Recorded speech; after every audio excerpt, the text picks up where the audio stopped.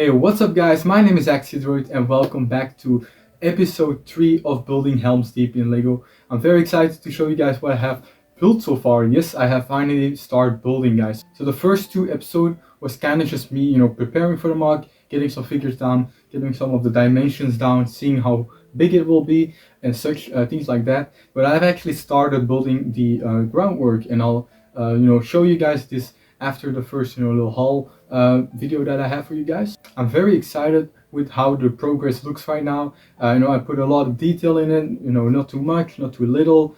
I stay to a distinct color palette that you will see later in the video as well.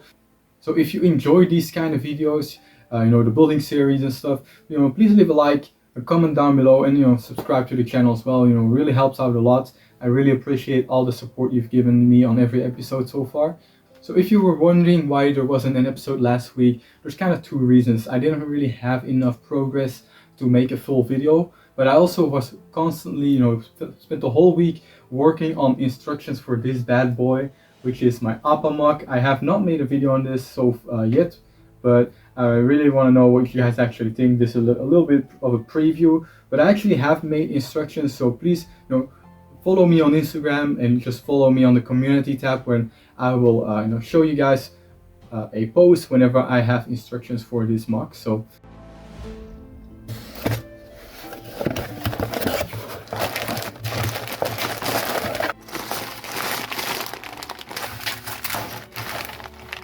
another episode and another haul.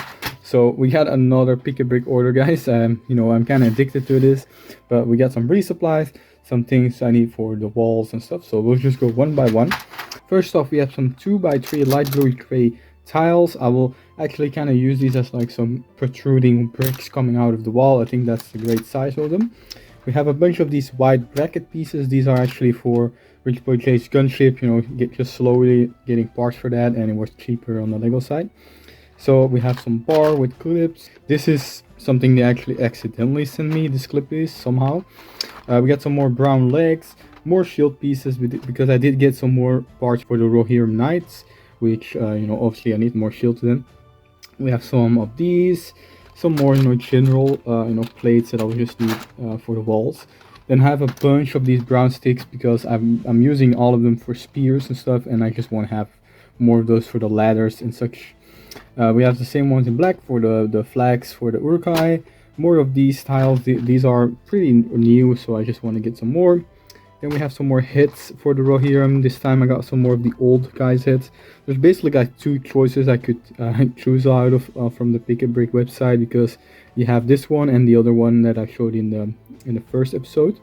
We have some of these dark tan with pockets right there.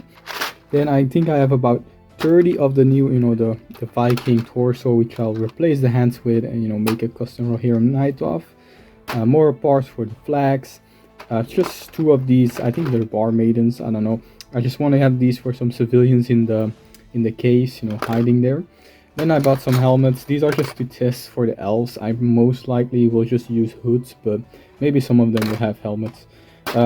And that's pretty much it for the smaller parts. And then I decided to get some more tiles, like I said in episode 1 that I would not have enough, so this is definitely a good amount. And then I realized that I only have like a small bag of these 1x1 bricks, so I decided to get some more, since I will definitely use them in the walls of Helms Deep. So that's pretty much it for the haul part, so we'll get to the building part right now.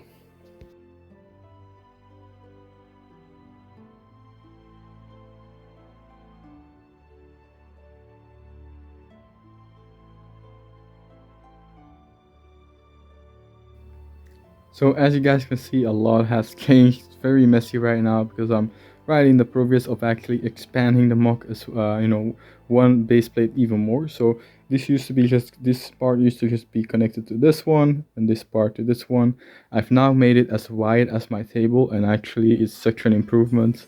I feel like this really captures Helm's Deep. The sizing of the wall is perfect. That's perfectly a good amount of wall space where battles are gonna happen. The horses don't look like they're taking over the whole mock. They feel like they're just coming, and there's still a whole horde of horses behind them. It just, you know, feels like a very continuous way to do this mock. So what I do have to do is now I'm connecting this base plate to this base plate, and then I'll have to attach these to these. So you know, this will be a little bit bigger of panels, but they also need to support, you know, the big structure, just because this castle is actually not going to be this high, but it'll be probably around this, and this tower is going to be just huge. So just wanted to show you guys, and you know, we'll go a little bit more in depth to this. So here we have a little bit more of a close-up look at the groundwork. This is a little bit work in progress, kind of figuring it out, what kind of colors I want to use, what, you know, how much of a color I want to use.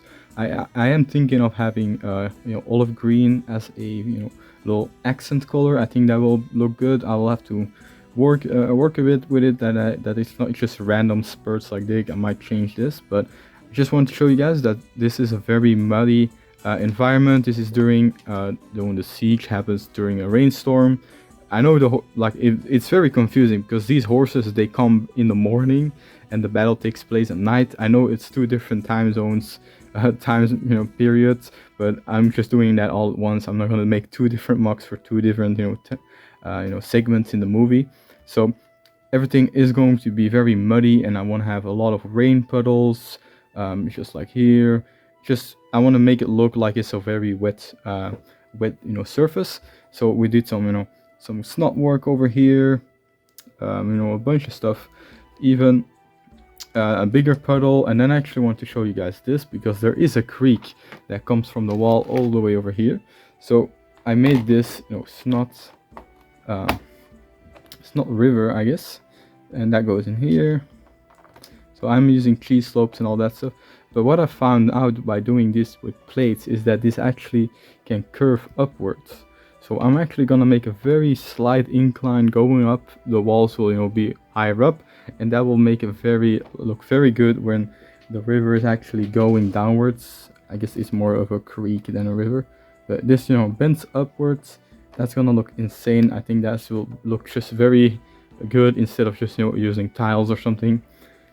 I do know everything is quite messy right now, but I did make a little bit of a little dotted line that will show where the river or the creek will go, and I think that will look very good when that just follows there, going slightly upwards, which also means that I have to raise this base plate a little bit higher, so I can actually have a sound structure for all the walls on there.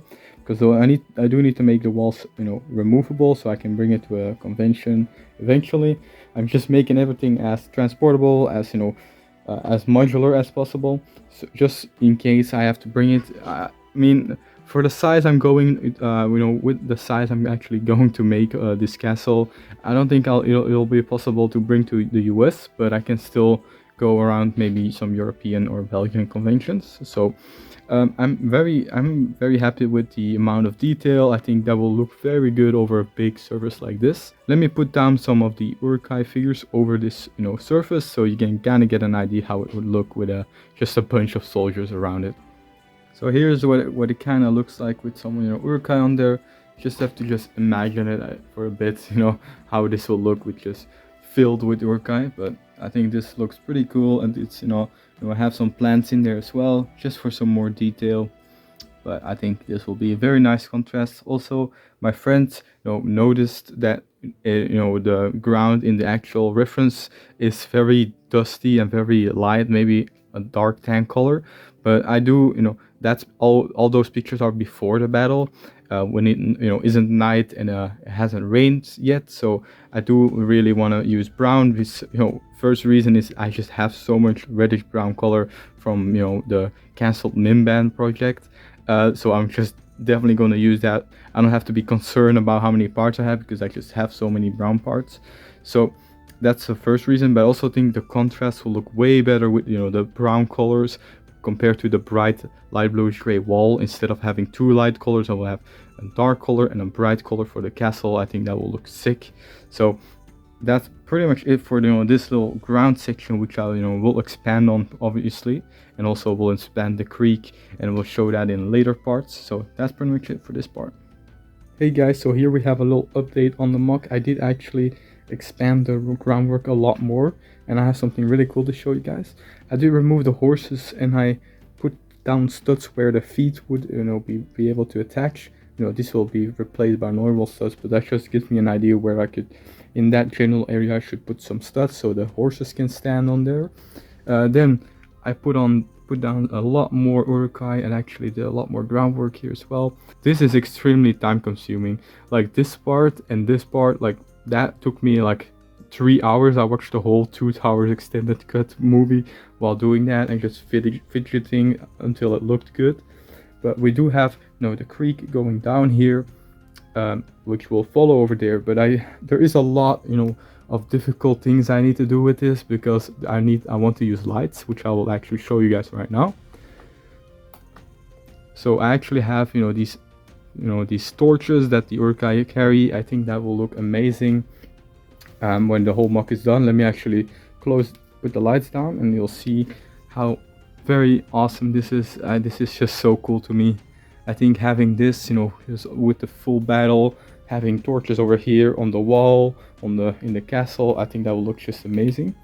I need to fit these lights under it. I've actually did a real test under it. They do really fit nicely under tiles, but I kind of need to go under the river as well. And the thing is, the wiring kind of needs to happen before I place down the tiles, which also means I need the lights before I actually put down everything. So I can't really go forward with the groundwork that much. I can't really progress that much with it.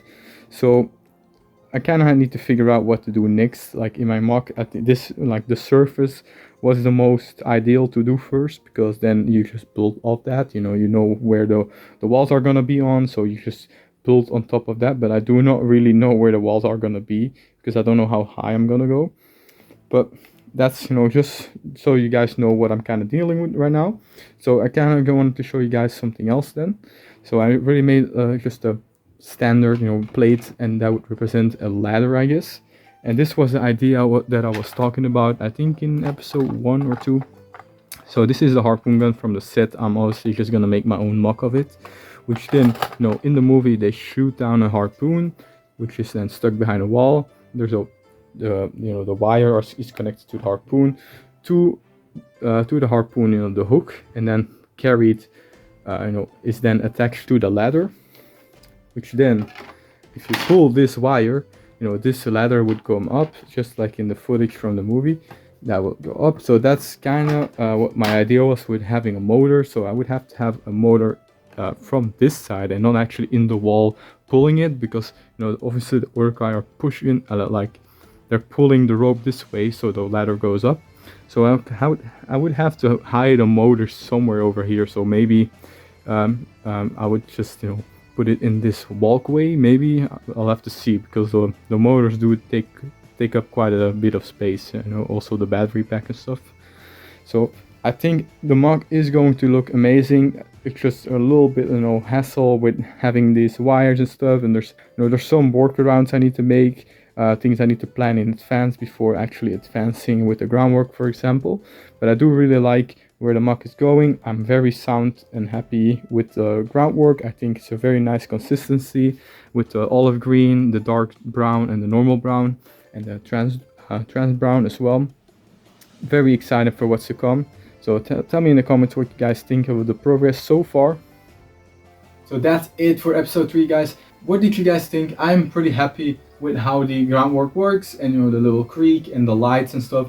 And let me know what you guys think in the comments down below. I would really appreciate you guys help me out with maybe some advice or some things you would change. So that's it for the video, guys. I will be in Brick Fair, Virginia this next week. So if you guys are going there, please come up to me and meet me.